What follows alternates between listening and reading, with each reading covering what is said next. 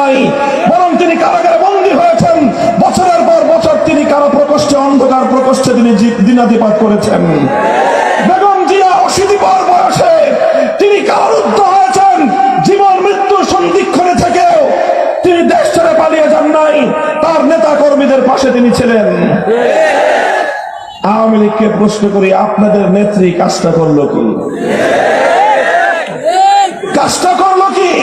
তিনি শেষ সময় দাম্ভিকতার সরে বলেছিলেন শেখ হাসিনা পালায় না।